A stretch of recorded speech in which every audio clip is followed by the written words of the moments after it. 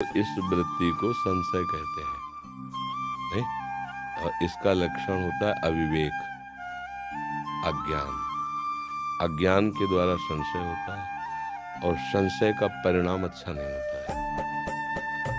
जो संसार की उन्नति है, जो संसार के कार्य है, ये कोई महत्वपूर्ण बात नहीं है।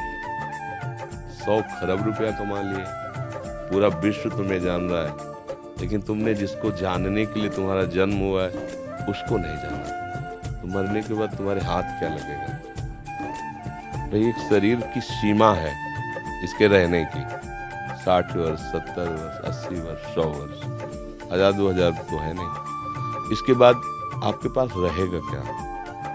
आपके विचार, आपके किए हुए सत असत कर्म, बस। जिस विचार से आपने सत असत कर्म किए, वही संस्कार आपको अगली योनि दे देगा। आपका आज का पढ़ा लिखा, आज का पद, आज का व्यवहार, आज का यश, आज की संपत्ति आपके किसी काम नहीं आएगी। विचार पूर्वक समझ रहे ना?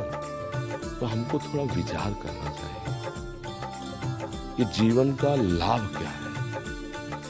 अभी मतलब उस लाभ की तरफ हम देख नहीं पाए। जीवन का लाभ क्या है? सत्य क्या है? विश्राम कहाँ है? शांति किसे कहते हैं? सुख का स्वरूप क्या है? जब ये प्रश्न आपके अंदर खड़े होने लगे तब तो मार्ग खुले। अभी तो इन प्रश्नों का प्रादुर्भाव ही नहीं हुआ है।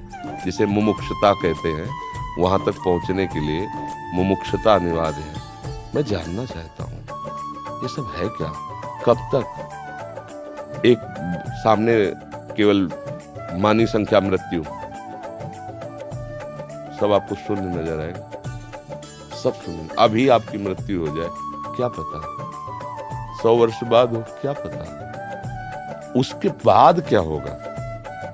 हमें अपने देश लौटना है। विदेश में हम कार्यरत हैं,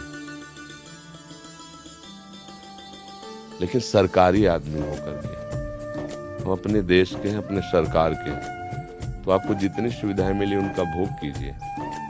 परिणाम में आपको सरकारी सुविधाएं और मिलेंगी और सरकार आपको पदोन्नति देगी। ऐसा होता है ना, जब आप सरकारी आदमी बन के जाओगे, आप अपने पर्सनल से जाओगे तो हानि लाभ आपको भोगना पड़ेगा। और वहां से मकान तो उठा के लाओगे नहीं।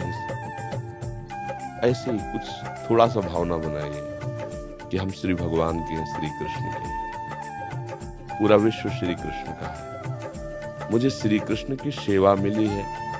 अलग अलग सेवाओं के स्वरूप है। कोई व्यापार करता है, कोई नौकर, लेकिन वो है ना भगवान की सृष्टि में। अगर उस सेवा को भगवान का मान लो, हर समय नाम जप करते हो और ये विचार करो कि यहाँ की उन्नति का कोई महत्व नहीं। भले किसी पद पर पहुंच जाओ, आपको गर्व नहीं होगा, बढ़िया जीवन चलेगा।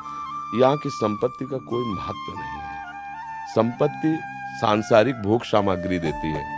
भोग सामग्री इंद्रियों से भोगा जाता है। इंद्रियों से भोगा हुआ हर विषय मिथ्या है, स्वाप्निक है, उसका कोई महत्व नहीं। क्योंकि ज्ञान नहीं, इसलिए वो बात समझ में नहीं आती।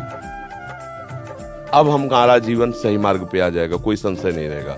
हर क्रिया भगवान को समर्पित करो।